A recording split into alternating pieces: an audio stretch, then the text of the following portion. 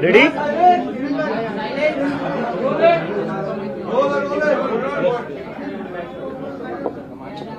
Ready? नमस्कार सगळ्यांना. पहिले मराठीमध्ये करू आपण, नंतर हिंदीमध्ये करू. तर 6 जूनला आपण सगळ्यांनी पाहिलं, दिल्लीच्या जंतर मंतरवर हजारो लोक आले होते काँग्रेस जनता पार्टीच्या शांतीपूर्ण आंदोलनासाठी. याच्यावरून एक गोष्ट सिद्ध झालेली आहे आता की या देशाचा जो तरुण आहे, जो युथ आहे, तो आता घाबरणार नाहीये, तो आता मागे सरकणार नाहीये. नीटच्या परीक्षेत आतापर्यंत 6-7 विद्यार्थ्यांनी आत्महत्या केलेली आहे. सीबीएसईचे जे 17 लाख स्टुडंट्स आहेत त्यांचं फ्युचर अफेक्ट झालेलं आहे. एसएससी जीडीचे अजून 16 लाख स्टुडंट्स आहेत, त्यांचं फ्युचर अफेक्ट झालेलं आहे. असं एकंदरीत पाहिलं तर आपण एसएससी जीडी, नीट, सीबीएसई आणि सीयूईटी हे स्टुडंट जर बघायला गेलं तर 1 करोडपेक्षा जास्त स्टुडंट्सचे फ्युचर अफेक्ट झालेलं आहे. तरीही याची जिम्मेदारी घ्यायला कोणी तयार नाहीये. त्याचसाठी आम्ही 6 जूनला जंतर मंतरवर आंदोलन केलं होतं आणि आम्ही डिमांड केली आहे की धर्मेंद्र प्रधान यांनी तुरंत रेजिग्नेशन दिलं पाहिजे. कारण की जिम्मेदारी घ्यावं लागलं. देशातले 5-6 स्टुडंट जे उद्या जाऊन डॉक्टर बनले असते, ज्यांनी दुसऱ्यांचे प्राण वाचवले असते, आज त्यांनाच त्यांचा जीव द्यावा लागलाय. कशामुळे? सिस्टमच्या फेलियरमुळे. तर याची जिम्मेदारी कोणीतरी घेतली पाहिजे आणि त्यासाठी आम्ही सांगितलेलं की धर्मेंद्र प्रधान यांनी शनिवारपर्यंत राजीनामा दिला पाहिजे. राजीनामा जर नाही झाला तर आम्ही देशव्यापी आंदोलन सुरू करणार आहे आणि त्याची सुरुवात उद्या पुण्यापासून सुरू होणार आहे. पुण्यात उद्या 4 वाजता आम्ही आमचा शांतीपूर्ण प्रोटेस्ट करणार आहे आणि त्यानंतर आम्ही लखनौ, अमृतसर, जयपूर, बँगलोर इथेही आम्ही प्रोटेस्ट करणार आहे. तर आमची परत एकदा विनंती आहे की तुम्ही काही करून जिम्मेदारी घ्या, नैतिक जिम्मेदारी घ्या. तुमच्यामुळे स्टुडंट्स आत्महत्या करतायत, लाखो करोडो स्टुडंट्सचं भविष्य बर्बाद होते तुमच्यामुळं. सगळं वाटोळं होऊ लागलं स्टुडंट्सचं. याची कोणीतरी जिम्मेदारी घ्यायला पाहिजे. देशात आज अकाउंटेबिलिटी राहिली कुठे? स्टुडंट्स ओरडू लागले, थकून चालले, पेपर लीक होऊ लागले, सर्व्हर डाऊन होऊ लागले. कोण जिम्मेदारी घेणार याची आणि कधीपर्यंत असं चालणार आहे? ते आमची परत एकदा मागणी आहे की धर्मेंद्र प्रधान यांनी त्वरित राजीनामा दिला पाहिजे आणि जर ते राजीनामा नाही देणार तर देशव्यापी आंदोलन होईल आणि त्यानंतर 20 तारखेला देशव्यापी सगळ्याच जागी मी स्वतः जाऊन प्रोटेस्ट करेल आणि तिथे जाऊन लोकांना आवाहन करेल की सगळ्यांनी दिल्लीला या. जर धर्मेंद्र प्रधान यांचा राजीनामा नाही झाला तर 20 तारखेला दिल्ली येथे सगळ्या देशातला तरुण येईल आणि धर्मेंद्र प्रधानचा राजीनामा घेतल्याशिवाय वापस जाणार नाही. धन्यवाद.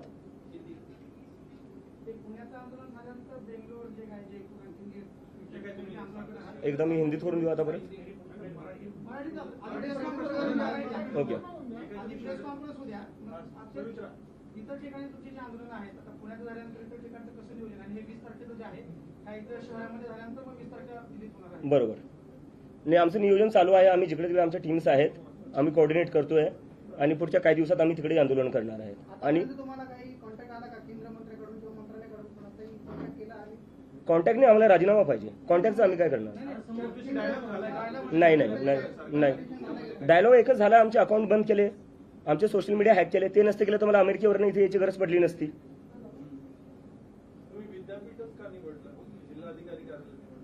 विद्यापीठात काय प्रॉब्लेम आहे सर? नाही, प्रॉब्लेम काय? एज्युकेशनची जी आंदोलन होतात त्या संबंधित इन्स्टिट्यूटमध्ये होत असतात. विद्यापीठ सर मला काय वाटतं ना, कुठं आंदोलन करतोय, कुठं करतोय हा प्रश्न आहे का सर? 6 स्टुडंट्सने आत्महत्या केलेली आहे. ते सोडून आपण कुठं प्रोटेस्ट करतोय, प्रोटेस्टची जागा कोणती, त्यावर आपण डिस्कशन करतोय. काय अर्थ आहे या सगळ्या गोष्टींना सर? प्लीज म्हणजे मुद्दे आपला जो मुद्दा आहे त्याची सेन्सिटिव्हिटी समजून घ्या सर. नाही, मी समजतोय. साधारणतः जेव्हा आंदोलन होतं तेव्हा कलेक्टरला निवेदन दिलं जातं वगैरे अशा गोष्टी होत असतात म्हणून आम्ही हा प्रश्न विचारतोय. तुमच्या आंदोलनाच्या स्थळाला आम्हाला काही आक्षेप काही कारण नाही, बरोबर आहे तुमचं. पण माझं आहे की परमिशन भेटलेली आहे, तिथे काही प्रॉब्लेम नाहीये. प्रोटेस्ट कुठेही हो, 6 विद्यार्थ्यांनी आत्महत्या केलेली आहे. लाखो करोडो स्टुडंटचं आयुष्य जे आहे ते त्याच्यावर मोठा क्वेश्चन मार्क आहे. मला वाटतं आपण त्याच्यावर थोडं फोकस करूया. नरेंद्र मोदी हे धर्मेंद्र प्रधानांचा राजीनामा घेतील असं तुम्हाला वाटतंय का? कारण तुमच्या पहिल्या दिवशी जे आंदोलन होतं त्याला चांगला प्रतिसाद मिळाला, पुढे देखील प्रतिसाद मिळेल काय? मला असं वाटतं जर ते रशिया युक्रेनचं वॉर थांबवू शकतात तर राजीनामा तर घेऊ शकतात. आम्ही 20 तारखेला आता दिल्लीत जाणार आहे. त्याच्या आधी आम्ही देशभर आंदोलन करणार आहे. हा, आम्ही आता परत सांगतोय 20 तारखेला दिल्लीत होणार आहे. आधी त्याच्या आधी आम्ही देशभर आंदोलन करणार आहे. आंदोलनानंतर नेमका काय फरक पडला, काय बदल झाला, लोकांचा तुम्हाला पाठिंबा वाढला, पहिल्या आंदोलनानंतर काय काय झालं? कॉक्रोच जनता पार्टीमध्ये कसं बदल घडले? पार्टीमध्ये काय झाले? पहिल्या आंदोलनात तिथं जाऊन मला कळलं की देशभरातून तिथं लोक आलेली होती.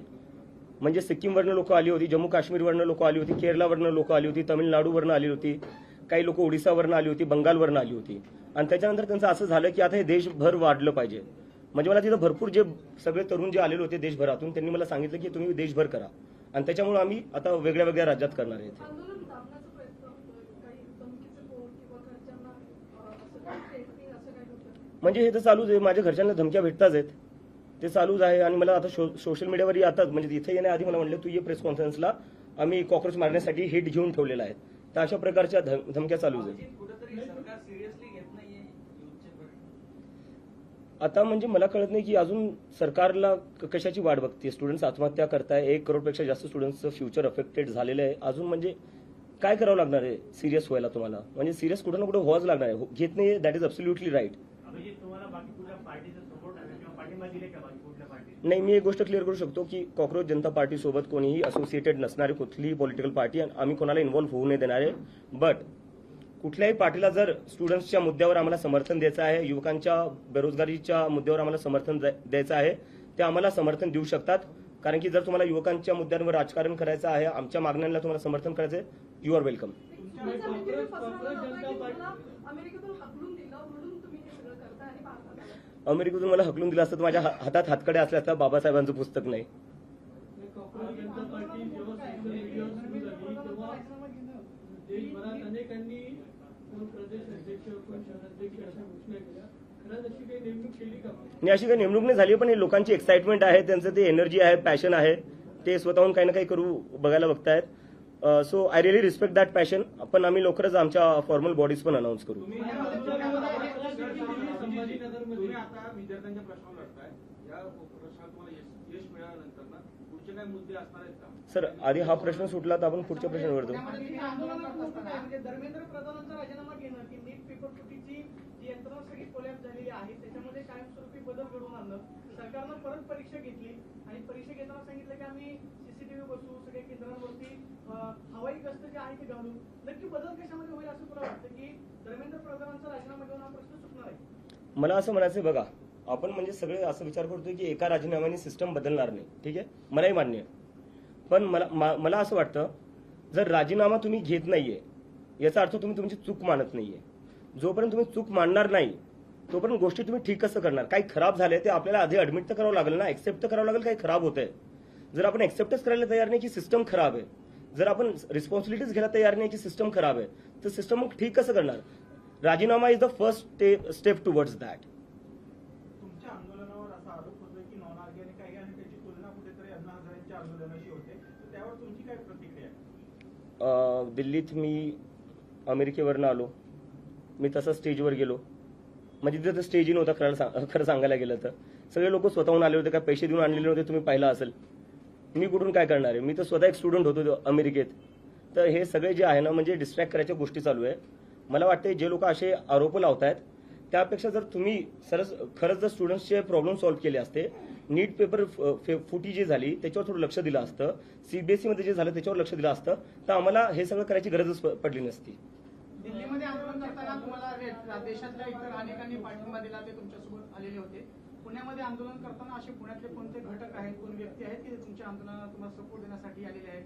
आता हे आंदोलनाचं आयोजन करताना तुम्ही कोणासोबत कोऑर्डिनेट करतात, कोणाशी चर्चा करतात? ही मंडळी कोण आहे की तुमच्यासोबत पुण्यामध्ये भक्कमपणे उभे राहिले? नाही, पुण्याचे जेवढे काही स्टुडंट्स युनियन्स आहेत ते सगळे एमपीएससीचे असो, पुणे युनिव्हर्सिटीचे असो, ते सगळे आमच्या सपोर्टमध्ये आहे. बाकी आम्ही एक लवकरच प्रेस रिलीजमध्ये बाकी सगळी इन्फॉर्मेशन टाकून देऊ तुम्हाला. सोशल मीडियाचे फॉलोअर्स आणि आंदोलनात सहभागी होणारे फॉलोअर्स याच्यात काय खूप फरक जाणवतोय? कशामुळे सर, नाही, पहिले जेव्हा हे सुरू झालं होतं 15 तारखेला, 15 मेला सुरू झालं होतं कॉक्रोच जनता पार्टी, तेव्हा भरपूर लोक बोलत होते की हे सोशल मीडिया पुरतंच राहणार आहे, जमिनीवर कुणी येणार नाही. आपण 6 जूनला पाहिलं जमिनीवर काय झालं, पूर्ण जंतर मंतर भरलेलं होतं. तर याच्यात कोणी मिसअंडरस्टँडिंगमध्ये राहू नये की हे आंदोलन जमिनीवर चालणार नाही. मला वाटते 6 तारखेला तरुणांनी दाखवून दिलं. आणि आता सगळ्यांच्या माध्यमातून तुमच्या सगळ्यांच्या माध्यमातून मला सगळे जेवढे पेरेंट्स आहे, आई वडील आहेत, त्यांना अपील करायची आहे. मला माहिती तुम्हाला भीती वाटत असेल जेव्हा तुम्ही तुमचे लेकरं राजकारणावर काय बोलत असेल किंवा सरकारला जॉब विचारत असतील. माझ्या आईला भीती वाटती. माझी आई तर म्हणजे मी युएसला जेव्हा 2 वर्ष आधी गेलो होतो तेवढी रडली नव्हती जेवढी मी वापस येताना रडली. आणि ती मला म्हणते तू वापस येऊ नको, हे तुला अटक करतील किंवा दुसरं काही करेल, तुझ्यावर हल्ला होईल. पण मी तिला म्हणलं यावं लागेल, कोणाला ना कोणातरी बोलावं लागेल. तर माझे जेवढे आईवडील हे बघताय त्यांना सांगतोय, तुमच्या लेकरांना बोलण्यापासून थांबू नका. जोपर्यंत मी एकटा बोलत राहील तोपर्यंत असू शकता हे मला एकट्याला आवाज दाबायचा प्रयत्न करतील, पण जेव्हा लाखो करोडो स्टुडंट्स सोबत बोलतील ना, तेव्हा यांची हिंमत होणार नाही कोणाचा आवाज दाबायला. आणि जेलमध्ये जर कोणाला टाकायचं तर मी जेलमध्ये जायला तयार आहे, तुमच्या लेकरांना जेलमध्ये जाऊ नाही देणार, मी त्याची जबाबदारी घेईल. पण तुमच्या लेकरांना तुम्ही बोलण्यापासून थांबू नका. अभिजित आता अमेरिकेतून आलेला आहे, परत जाणार आहे का आता भारतात? नाही, आता इथंच सर, म्हणजे आता बॅक फॉर गुड. उद्या किती सपोर्ट एक्सपेक्टेड आहे, किती लोकांचं? उद्या हजारोमध्ये परत होईल. मला तर वाटतं जंतर मंतरपेक्षा मोठा होऊ शकतो. तुमच्या आंदोलनावर टीका होती, आंदोलनावर हिलेरीची मदत घेतली जाते इथपर्यंत. कशाची आतंकवाद्यांची मदत घेतली जाते. आज पत्र देखील संभाजीनगरमध्ये पोलीस, मुंबईतल्या एका माणसाने पत्र देखील लिहिलं पोलिसांना. तर दिल्ली पोलिसने एका आतंकवाद्याला परमिशन दिली असं म्हणायचं तुम्हाला? पुणे पोलिसने एका आतंकवाद्याला परमिशन दिली असं म्हणायचंय? एक minute sir, I am answering sir, please. ठीक आहे, लिगली करतोय आम्ही, म्हणजे बेस काय याच्यात? आणि चला ठीक आहे, हे एकदा मी अज्युमी करतो. चला, म्हणजे मी एक पाहिलं, वेदांत जो होता 17 वर्षाचा स्टुडंट, ठीक आहे, त्या 17 वर्षाच्या स्टुडंटला पाकिस्तानी बोलण्यात आलं जेव्हा त्यांनी सीबीएसई मध्ये काय घोळ चालला तो एक्सपोज केला. तर तुम्ही मला पाकिस्तानी म्हणताय, जो 17 वर्षाचा सीबीएसई स्टुडंट आहे त्याला पाकिस्तानी म्हणताय. तुमच्यासारखे जे पत्रकार आहेत जे सरकारला प्रश्न विचारतात ते त्यांना पाकिस्तानी बोलल्या जातं. तर मग या देशात भारतीय राहिलो कोण? फक्त भाजपाले आणि त्यांचा आयटी सेल, आणि आम्ही सगळे बाकी पाकिस्तानी झालो. काय अर्थ आहे याला? एकदम ऑफेंड होऊ नका, आम्ही चांगल्यासाठीच तुम्हाला प्रश्न विचारतोय. तर आता तुमच्याकडे, आता तुम्ही युथ आहात, तुम्ही भारताचे भविष्य, पण तुम्ही फक्त या धर्मेंद्र प्रधानच्या याच्याबद्दल बोलता, पण तुमच्याकडे तुमची काय मॉडेल्स ऑपरेटी, पुढे भविष्यासाठी तुमचे काय प्लॅन्स, ते बिलकुलच सांगत नाही. सर 15 दिवस झालेत सुरू होऊन, 15 दिवस झाले सर. युथनी भारताला हेच मिळवून दिलं, इंडिपेंडन्स. किती वर्ष लागले होते सर? ते वर्षाचं नाही, त्यांनी ते लढले म्हणून भेटले. हो, पण किती वर्ष? ठीक आहे ना. आम्हाला 15 दिवस झाले सुरू होऊन. अभिजित, तुम्ही मध्ये की आता तुम्ही इकडेच थांबणार आहात, जाणार नाही. Yes. तर तुम्ही अमेरिकेत नेमकं कशासाठी होता? नोकरी होती, शिक्षण होतं, ते नाही. संपलं का? आणि Yes. त्यानंतर आता भारतात येऊन परत कायमस्वरूपी राहणार, तर काय प्लॅन आहे तुमचा? माझं मास्टर्स चालू होतं, मी मास्टर्ससाठी गेलो होतो आणि आता मी जॉबसाठीच अप्लाय करत होतो. हे 15 दिवसाआधी माझं म्हणजे हे होतं की अमेरिकेत मी बेटर ऑपॉर्च्युनिटीसाठी गेलो होतो, तिथं सेटल व्हायचं होतं आणि जॉब्सचं अप्लाय पण करत होतो. आणि जेव्हा हे सगळं झालं, थोडं माझं आर्टिकल्स आले इंटरनॅशनल मीडियामध्ये पण, त्यानंतर मला जॉब्सची ऑफर पण भेटल्या. पण बरेचसे कॉक्रोच जनता पार्टीचे कॉक्रोचेस होते, ते सारखे म्हणत होते आपल्याला हे आंदोलन पुढे घेऊन जायचंय, आता आपल्याला हे सोशल मीडियापुरतं लिमिटेड नाही ठेवायचंय. त्यामुळे मग मी कुठं ना कुठं मला एक रिस्पॉन्सिबिलिटी होती माझ्यावर, मी सुरू केलेलं, त्यामुळं की मला कुठं ना कुठे देशात वापस यावं लागेल. आणि त्यामुळे मी आता इथं आलोय. भीती होती त्यांना? हा? एक भीती होती कॉक्रोच जनता पार्टीची आता राजकीय स्थापना झाली का? काय झालं पुढे? काय नाही, ही एक मुव्हमेंट आहे सर, ही एक मुव्हमेंट आहे. आणि मी परत तुमच्या सगळ्यांना रिक्वेस्ट करतो, मी ऑफेंड होते सर, मी रिक्वेस्ट करतो कारण की 15 दिवस झाले. 15 दिवसात तुम्ही कसं काय आमच्याकडून अपेक्षा करू शकता की आमच्याकडे सगळेच प्रश्नांची उत्तरं असू शकतात किंवा आमच्याकडे पूर्ण सिस्टम तयार असू शकतं? अपेक्षा नाही, पण करावं असं आमची. नाही, नक्की करू सर. पण दुसरा प्रश्न असा Yes. की अमेरिकेतून राहून आले, अनेकदा बघतो की अमेरिकन असं बोलतात आपल्या देशाबद्दल, वेगवेगळे असे चर्चा होतात. खरंच अमेरिकन काय विचार करतात तो भारतीयांबद्दल? नाही, तसा तर म्हणजे नेमकं विचारायचं नाही चर्चा भारताबद्दल. नाही, भारताबद्दल चर्चा होती कारण की जर अमेरिकेत बघायला गेलं, अमेरिकेची जी आयटी, खूप चांगला प्रश्न विचारला, याच्यावरून मला आठवलं. अमेरिकेची जी आयटी आहे, आयटी इंडस्ट्री, ते सगळे भारतीय चालवतात. सिलिकॉन व्हॅली जी आहे तिथं सगळ्या मोठ्या पोझिशन्सवर सगळे भारतीय आहेत. अमेरिकेत जर हायेस्ट पेईंग कम्युनिटी कोणती आहे ती भारतीय आहे. तर असं नाही की आपल्या देशात टॅलेंट नाही आहे, आपल्या देशात खूप टॅलेंट आहे. आपल्या देशात टॅलेंट इतकं आहे की युरोप असो का अमेरिका, तिथं सगळ्याचं हायेस्ट पेईंग जॉब्स जे आहे ते भारतीयला भेटतात. पण आपल्या देशात काय होत आहे? आपल्या देशात ती ऑपॉर्च्युनिटी आणि प्लॅटफॉर्म का नाही भेटत आहे जो बाहेर देशात भेटतोय? नीटचा पेपर जो फुटला त्याला जबाबदार कोण आहे? म्हणजे एनटीएचा संपर्क मराठवाड्यातले अनेक क्लासेस चालू झाला. पेपर होण्याच्या आधी 10 दिवस त्यांच्याकडे पेपर होता. एनटीए मधले जे तज्ज्ञ असतात त्या तज्ज्ञांनी ते प्रश्न जे आहेत ते क्लासेस पर्यंत पोहोचवलेले होते. हे नक्की गळती कशी झाली? म्हणजे सरकारचे फेल्युअर आहे की एनटीए मधले याच्यामध्ये दोषी आहेत, त्याच्यामुळे मग एनटीएच्या कर्मचारी अधिकाऱ्यांवरती कारवाई करा? सरकारच्या आतल्या लोकांशिवाय कोणतीच गोष्ट लीक नाही होऊ शकत. आणि मला वाटतं त्यामुळेच एज्युकेशन मंत्रालयात थोड्या दिवसाआधी आग लागली होती. मला आता निघायचं, हिंदीमध्ये मी करतो. अमेरिकेत शिक्षण घेतलंय, तिथली समजा एज्युकेशन प्रणाली जवळ पाहिली ती पाहिली, काय बदल व्हायला पाहिजे, काय झालं पाहिजे, काय नाही काय? सर त्याच्यावर आपण नंतर बोलू, आता आपण मुद्द्यावर नाही. मला एकदा आता हिंदी जो पेपर फुटी मी हिंदीत बोलतोय. मला मला मला टाइमाचं लिमिटेशन है. 6 तारीख को दिल्ली के जंतर मंतर पर आंदोलन हुआ था. हम सबने देखा दिल्ली के जंतर मंतर पर किस तरह से हमारे शांतिपूर्ण आंदोलन को समर्थन मिला. पूरा जंतर मंतर भर गया था. इससे यह साबित होता है कि इस देश का युवा अब इस सरकार से डरता नहीं, वो सवाल करेगा. और हम आज फिर से रिक्वेस्ट करते हैं एजुकेशन मिनिस्टर धर्मेंद्र प्रधान से, वो रिजाइन कर दे. अगर वो रिजाइन नहीं करते हैं तो अब हम देश भर आंदोलन करने जा रहे हैं, जिसकी शुरुआत कल पुणे से हो रही है. कल पुणे यूनिवर्सिटी में सभी लोग, सभी छात्र एमपीएससी के हो, नीट के हो, सभी छात्र आएंगे और एक बहुत बड़ा आंदोलन करेंगे और हम धर्मेंद्र प्रधान का रेजिग्नेशन की डिमांड करेंगे.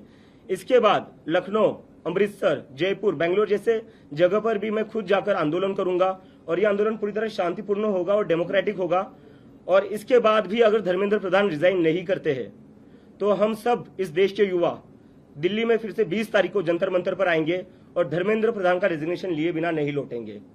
और मैं आखिर में ये कहना चाहता हूं सभी लोगों से, सभी स्टूडेंट से, सभी युवाओं से, अब हमें सबको मिलकर आवाज उठानी पड़ेगी. जब तक ये लोग हमारी बात नहीं सुनते, हमें सबको साथ में आना पड़ेगा.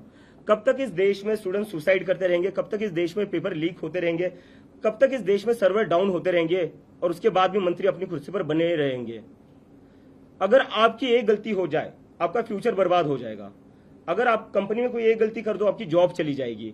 लेकिन यहाँ गलतियों पर गलतियां हुई जा रही है, लेकिन फिर भी रेजिग्नेशन नहीं हो रहा है. तो हमें कहीं ना कहीं इस देश में अकाउंटेबिलिटी फिक्स करनी पड़ेगी और उसके लिए सभी लोग हमारे आंदोलन को सपोर्ट करें. Thank you.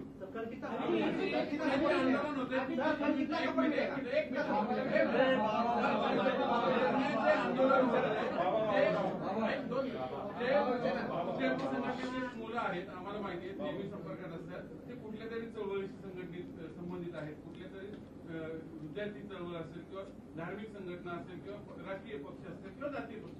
मग हे ऑर्गॅनिक जनता पार्टी, कॉक्रोच जनता पार्टी कुठं आहे? ही सगळी कुठेतरी संघटनेत काम करणारी मुलं आहेत. ऑर्गॅनिक जनता पार्टी कुठे येणार आहे? हे जनता, हे नागरिक नाही देशाचे. नागरिक आहेत पण कुठेतरी इतर संघटनांशी नाही असू द्या ना सर.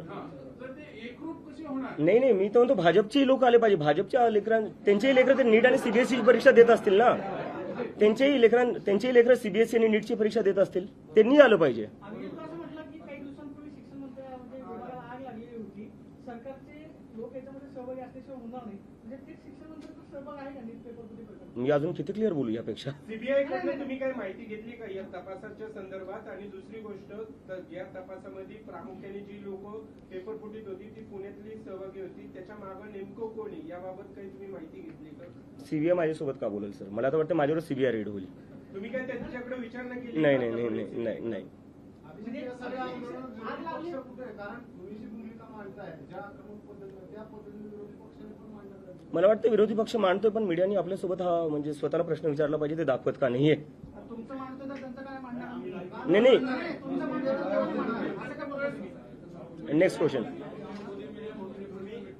Next question. तुम्ही असं काही पत्रव्यवहार वगैरे करत नाही, कम्युनिकेशन करत नाही, फक्त ग्राउंडवरती आंदोलन करताय, असं काही करणार आहे? मेल वगैरे कम्युनिकेशन करणार आहे त्यांच्याबरोबर? कारण तुमच्याकडून एक हात पुढे केल्याशिवाय त्यांच्याकडनं कम्युनिकेशन होणार नाही. सर आंदोलन हा आमचा पहिला स्टेप आहे. ते आहे तुमचा तो अधिकार आहे, पण काही कम्युनिकेशन करणार आहे त्यांच्याबरोबर? सर मला वाटतं त्यांना बातम्या वाचतच असतील ते, बरोबर. एवढे म्हणजे हजारो तरुण जंतर मंतरवर येत आहेत तरी ते ऐकायला तयार नाही. तर तुम्हाला वाटतं ते माझ्या एका ईमेलवर राजीनामा देतील? आम्ही झुरळ हा एक उपद्रवी कीटक समजला, रोगराई पसरवणारा कीटक समजला. ते सगळे किळस वाड्या नजरेनं बघितलं तर तुमच्या पार्टीला गांभीर्याने काय का घ्यावं जनतेने? झुरळ कुठं असतात सर? गटारात, हा, घाणीत, बरोबर. तर मग याचा अर्थ आपलं देशातलं सिस्टम जे आहे ते घाण झाले, त्याच्यामुळे झुरळ बाहेर येत आहेत. कुठं ना कुठं हा प्रश्न पण विचारला गेला पाहिजे. नेक्स्ट. देशाची सिस्टीम आताच खराब झाली का? हा देशाची सिस्टीम आताच खराब झाली का? नाही, आताच खराब नाही झाली आहे. आताच का बाहेर? आता ते ट्रिगर पॉईंट होता, ज्यांनी हे शब्द वापरले आपण त्यांना हा प्रश्न विचारावा. अभिजीत, सुप्रीम कोर्ट के फॉर्मर जज मार्कंडे कांजू ने सीजेपी समर्थकों को छोड़ने को बोला है. तो बोला इसके करो पार्टी ज्वाइन कर. मुझे लगता है देश एक डेमोक्रेटिक कंट्री है, जिसको जो पार्टी शुरू करना चाहता है कर सकता है, उसमें कोई रोक नहीं होनी चाहिए। मतलब आगे जाके आपको कांग्रेस जनता पार्टी कल जंतर मंतर से ज्यादा सपोर्ट होगा। आगे जाके राजनीति में 2029 के लोकसभा चुनाव के पहले कांग्रेस जनता पार्टी देखने को मिलेगी। सर मैं कह रहा हूँ 15 ही दिन हुए हम लोगों को शुरू करके। सर ये सोशल मीडिया तक ही सीमित रहेगा। हाँ? नहीं सोशल मीडिया तक तो सीमित नहीं रहेगा सर, इतना मैं आपको गारंटी है। मूवमेंट है पर कुछ लोग बोल रहे हैं कि सोशल मीडिया का ट्रेंड है जो 15 दिन महीना भर चलता है उसका कौन होता है, इसके ऊपर आप क्या बोलेंगे? 15 दिन हो गए, जंतर मंतर पर आ गए हम, ट्रेंड तो कहाँ रहा अब तो जमीन पर आ गए। पार्टी काय आहे याच्यामध्ये वाटलं होतं का की एवढा मोठा रिस्पॉन्स सर खरं सांगायला गेलं तर मी काहीच प्लॅन करून केलं नव्हतं। मी प्ले स्टेशन खेळत होतो जेव्हा मी ते ट्विट केलं होतं, आणि त्याच्यानंतर मी एकदमच पाहिलं की लोकांचा खूप सगळा प्रतिसाद आला, आणि त्याच्यानंतर मी पाहिलं की आता प्रतिसाद आलाय तर एखादं हँडल सुरू करून टाकतो ट्विटरवर किंवा इंस्टाग्रामवर। दुसऱ्या दिवशी मी उठून पाहिलं त्याच्यावर 1 मिलियन फॉलोअर झाले होते। मग कुठं ना कुठं मला असं वाटलं अरे हे काय झालं आता। भीती वाटत होती काय फॉलोअर वाढत होती? नाही भीती नव्हती वाटत, मी समजायचा प्रयत्न करत होते की काय चालू आहे, कशामुळे होतंय असं। त्यानंतर मी जेवढे लोक फॉलो करत होते, काही लोकांचे मेसेजेस येत होते, त्यांच्याशी संवाद करायला मी ट्राय केला, आणि त्याच्यात समजलं की लोक खूप जास्त हे जे तरुण आहेत, 19 वर्षाची मुलं होती ती, कोणी रिसर्चमध्ये जायचं प्लॅन करते, कोणी डेटा सायंटिस्ट बनायचा विचार करत होतं, तर त्या लोकांनी एकंदरीत ना पॉलिटिक्सवरनं गिव्हअप करून टाकलं होतं। जेवढ्या पॉलिटिकल पार्टीज आहे त्यांनी एकदमच त्यांच्या एक्सपेक्टेशन संपले आहेत त्यांच्याकडून, आणि त्यांना असं वाटलं की हा प्लॅटफॉर्म कुठे ना कुठेतरी आमच्यासाठी यूज होऊ शकतो, आणि त्यामुळे मग त्यांनी मला प्रेशर केलं की आता ही मुवमेंट तू सिरियसली घे। आम्हाला माहिती आहे तू मजाकमध्ये सुरू केली आहे, पण तू आता सिरियसली घे। तुम्ही जो बाबासाहेबांचा फोटो आणि ते पुस्तक या. दाखवलं ते अनेकांना आवडलं, मात्र काय सांगायचं होतं तुम्हाला ते? त्याच्याने मला हे सांगायचं होतं ही जी मुवमेंट आहे ती संविधानाच्या हद्दीत राहूनच चालेल आणि संविधानाचं पालन करूनच चालेल। Okay, thank you.